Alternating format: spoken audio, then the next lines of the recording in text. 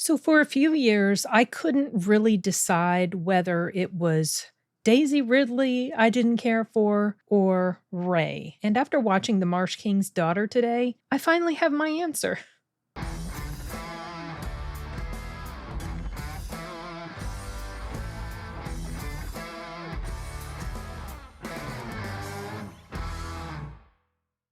It's just Ray. Yeah, it took me watching this film to completely realize that the main issues that I had with Daisy Ridley was that god-awful character she plays in the Star Wars movies. I'd seen her in Murder on the Orient Express. I felt a bit ambivalent about her. I think I was having some resentment carryover from the whole Star Wars mess, and some things that she said revolving around the whole Star Wars mess that rankled me a little bit. I can't even remember now what it was. I just remember that it did. So I was thinking, is she going to be one of those Brie Larson types? And when I saw that this movie was going to be playing at a theater near me, the premise looked interesting. That was the main reason I went. I'm glad I did.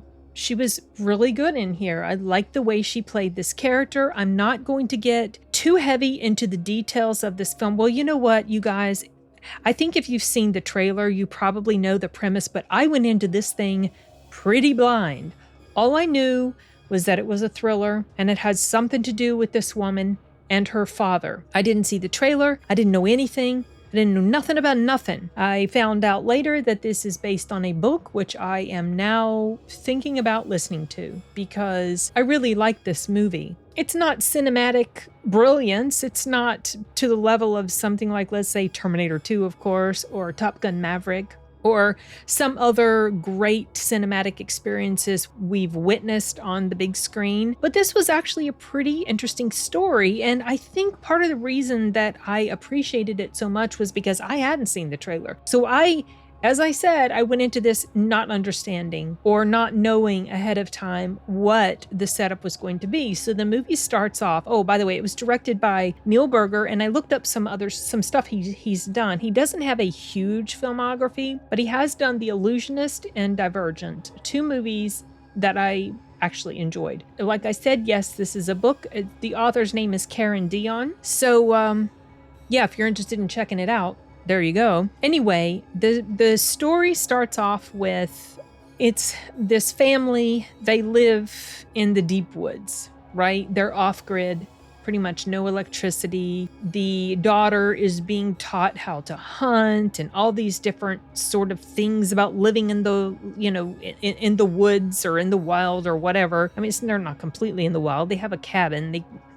They eat like normal people, but they hunt. They have no electricity. It's almost like a frontier type of existence. And the little girl, she loves her father so much, and she really loves these moments that they spend together and the hunting and things like that, the bonding that they have. She doesn't really get along so well with her mother, or she senses that her mother dislikes her.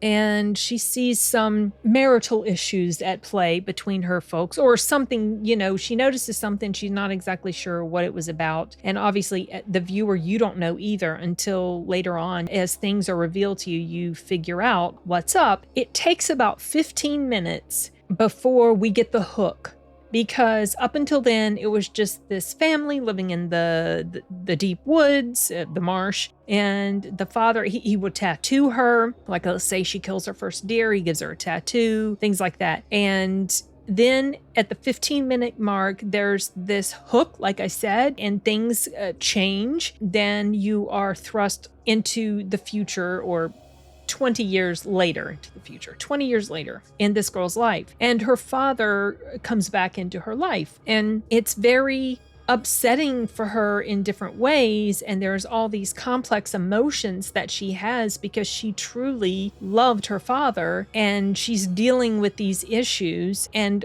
trying to reconcile certain things in her mind. And she's also got her own family, so she has this daughter that she loves, she has this husband that she loves, and so him becoming part of her life again throws all of that into disruption. And so I really liked how this played out. It didn't feel like it was was overly long. The pacing felt pretty good. It was about an hour and 50 minutes. It's not like a super blockbustery type of film. It feels like it's I wouldn't say it's slow, but it takes its time to build to certain things, or especially to reach the main climax of the movie. I liked how things played out. I really liked how Daisy Ridley played this character. She brought her to life. I liked the cast in here. Ben Mendelsohn was, of course, excellent, like he pretty much always is. And yeah, overall, it was an enjoyable experience. It's opening this weekend. It's not going to do well, you guys. Daisy Ridley, she is not a box office draw. All right, Tifa. That sounds like kind of a snarky thing to say about her, but she just isn't. And so it almost feels like this would have been a movie that might have done better on streaming. Not that I necessarily think that they expected it was going to be a huge blockbuster. There were only about 2.5 people in the theater. And I did go to the morning showtime. It was the biggest auditorium at that theater. And I was in there, another lady was in there. And the reason I say half, 2.5 is because about halfway through, some guy came in, and I don't know if maybe he was like somebody that works there and he just wanted to chill out and just lie down and go to sleep or something. Anyway, that was kind of funny. So it's not going to perform spectacularly. I think it might be something that would do fairly well on streaming. I wonder if Netflix or Amazon's going to pick it up to become part of their subscription service or whatever. This is something I think that can be enjoyed on the small screen, much like a review I did previously for Anatomy of a Fall. This is not necessarily something that requires the big screen experience in order to appreciate it fully. I mean, I liked watching it on the big screen. I'm just saying you don't need the big screen to fully appreciate and immerse yourself into this film, like, let's say, you would for Top Gun Maverick. Daisy Ridley's acting in here was pretty heartfelt. She has these little expressions on her face when her character is dealing with emotion. These little tiny nuanced things that happen, like maybe a little twitch of her lip or something. And I felt like that it really showed the conflict that her character was dealing with, internal conflict. There's a scene that I particularly liked in here, and that was where she's talking with her husband and she's telling him some stuff about her childhood. And I felt that was particularly moving, just the way she was finally opening up to him and the manner in which she did it. I thought that was a pretty effective scene. I liked that. And just in general, like I said, I enjoyed this movie quite a bit. I could see this being something that I add to my collection. I could see this being something that I watch again. I don't really have many cons, maybe just one, only one. And maybe it's not fair to call it a con. I was wondering, I felt like it didn't really adequately explain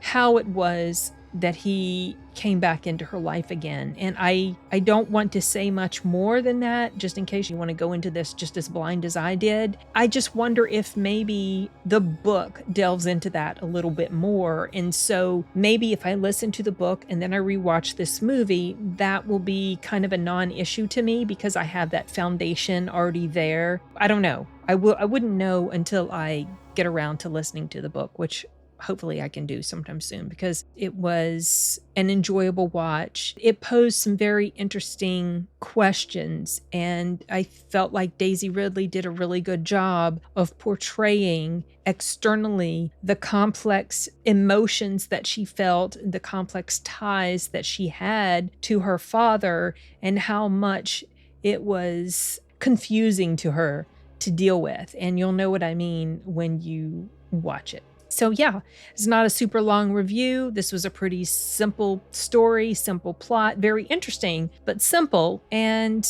I felt pretty effective and enjoyable. And so I wanted to share it with you guys. You might not have heard of this at all. It hasn't been getting much press. It's not like they can go and promo it right now because of the strike and everything. But I felt like it was worth a mention. So I wanted to talk about it with you guys. And I don't have anything else to say. So I've got to wrap this up, because I've got a trip to Vegas coming up tomorrow, and I wanted to make sure to get this done before I had to turn in for the evening. Okay, you guys, adios.